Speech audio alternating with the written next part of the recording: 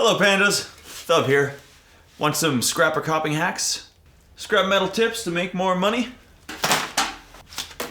I've noticed that the information on copper scrapping is pretty scattered, so allow me to help you get paid the most at your scrapyard. In this video, we're going to quickly break down the basics of scrapping copper and then share some tips and hacks from the pros to help you get paid the most from each run.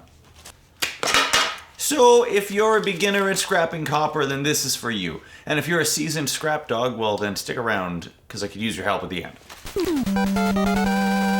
And now, in order to proceed, let's assume you've already identified and collected some scrap copper. You know, bright red metal, smells like blood, turns green when it gets old.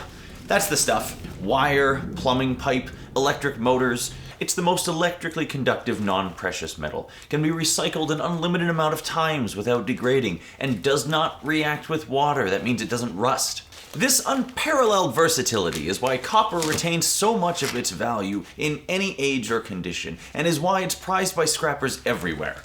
If that's you, then here are your best practices for prepping to sell, as well as how to proceed when you go to cash out.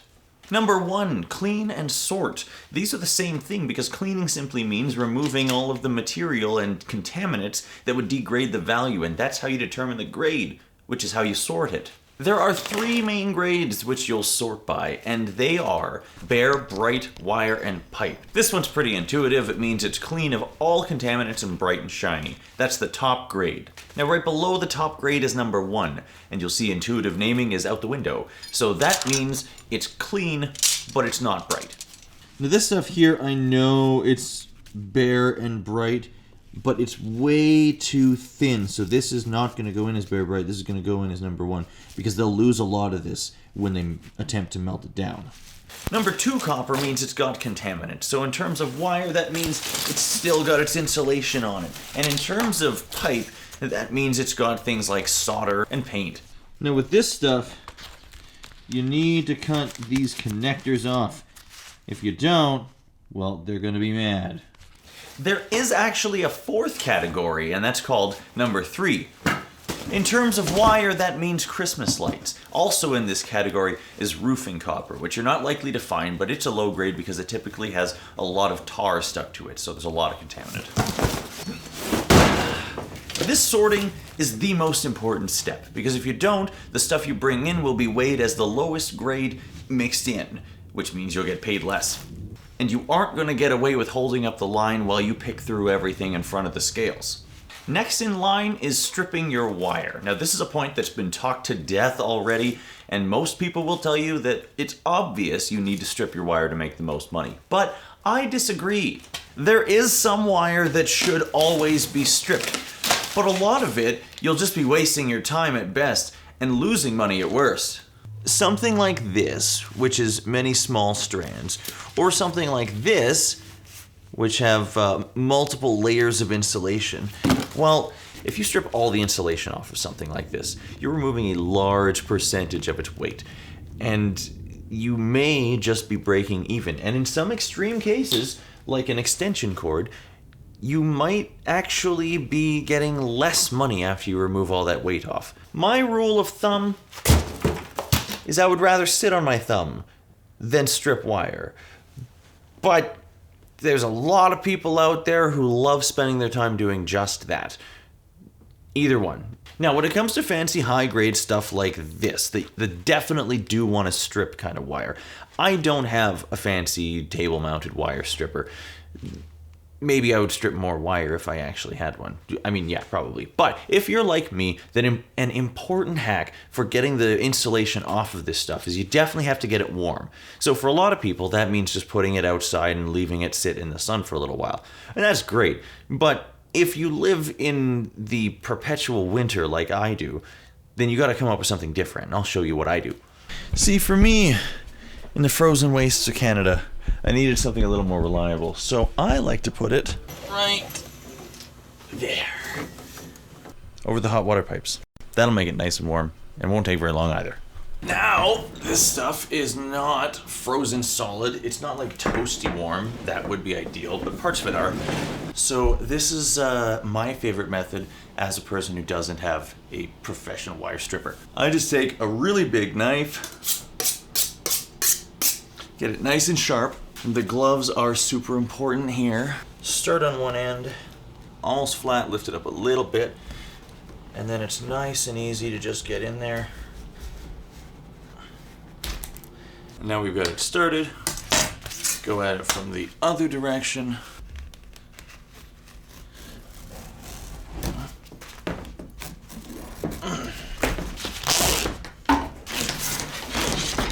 And there, you see, it took us only a minute to strip maybe 40 pounds of wire, and another minute to coil it up and make it nice. My point is, any wire you can strip reasonably efficiently is what you should be stripping. Having a tabletop stripper will broaden that category for you, but whether it's worth a couple $100 depends on your volume. Strong gloves, strong knife, stout wire, nice and warm is what makes it efficient. You might hear people tell you to light a bonfire and just burn the insulation off. But not only would it be callous and juvenile to start your own mini environmental disaster just to make a couple extra bucks, but charred and burned copper is downgraded, so you won't get what you think you're going to get out of it. And it makes you look like a copper thief. Not to mention it's illegal, will give you cancer, and a lot of scrapyards refuse to buy it. Your reputation with the scrapyard is important, as we'll cover in a few minutes. So for me, burning wire is a hard no. There are also subcategories of wire, and you'll have to ask your scrapyard which ones they buy at different prices. For me, I got two categories that I take the time to keep separate. And that's the BX cable, because it actually adds up pretty quick, and the Ethernet cable. I don't know why that one's more valuable. They'll pay me a little bit more if it's separate, so I do. Now my next one, which I don't hear anybody else talking about, and I'm not sure why, is bring it in its original form, off the rack as it were. Melting it down to form coins and bricks can be fun, and is an effective way to clean the metal, but not only does it add a significant cost in terms of fuel and time, but you may actually get paid less for it. The scrap buyer has no way of knowing what's in those bricks, so unless you have a really good relationship with them already, they'll weigh it in as dirty copper, and that's not good. Now, you've got your copper all cleaned and sorted, and you're ready to go in and get your money, yes? Sure, but there are a few things to consider. Firstly, remember that you don't work for the scrapyard. And they don't work for you. You are a vendor, and they are your customer. And the prices have room for negotiation. And you want to negotiate, but they aren't just going to give everybody a higher price just because they ask for it. So how do you get it? Volume. My scrapyard sees 500 pounds as the line of separation. 500 pounds or more of one type of material is where they will consider giving you the higher volume price, which isn't necessarily a hard rule, but that's just the scale that they're working with. It also helps if you come by often. So, if you've got the space, then it probably makes more sense to save the material up and bring it all in at once when you've got a large amount. And here's a tip from YouTuber Ryan Sharpie to help with that. Okay, now I unfortunately don't have a lot of pieces of large pipe, but I do have enough that I can at least show this. So, you take the thicker ones, and then just grab your hammer, and flatten that bad boy out.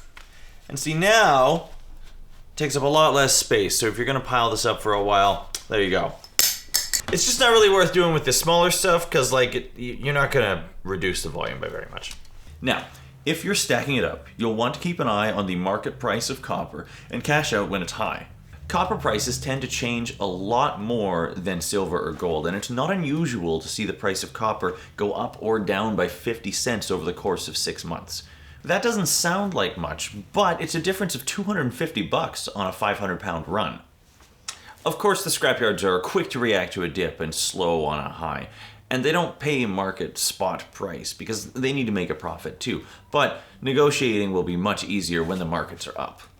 So, you've got a stack and the market is healthy. Time to get paid, yes? Sure, but pick the right day if you can. Go in on a weekday, not after a long weekend, and not at the beginning or the end of a month. This will be the least busy time for them, and that'll make it easier to negotiate for the price you want. Plus, you won't feel rushed if you had questions.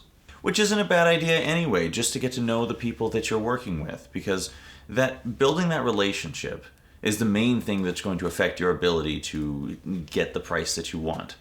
Well, that and volume. It's also best not to go in winter because construction work slows down in the winter months, and the slump in demand will negatively affect the prices of copper. Finally, if you are fortunate enough to have multiple scrapyards to choose from, call ahead and see who's offering the best price before you go in. Different scrapyards have different buyers for the material that they sell to, and they're not all the same. You can also do your negotiating over the phone if you have a rough idea how much you'll be bringing in. And just as your reputation is important to them, their reputation should be important to you, because there are still unscrupulous scrap buyers out there. And I have chosen to stop supporting certain ones because of things that they've done, not to me, but to other people. You're building a relationship, so you need to pick one that works for you. And that is everything you need to know to get paid the most for your scrap copper. I certainly hope this has been helpful, or at the very least entertaining. And if it has, then you can help me out by clicking that like button. It helps more than you know. For scrappers of all experience levels, please let everyone know in the comments if there are any important points that I missed, or if you have any tips for making the most of your time when scrapping copper. Subscribe for more scrap knowledge. Leave it better than you found it. And keep doing the thing.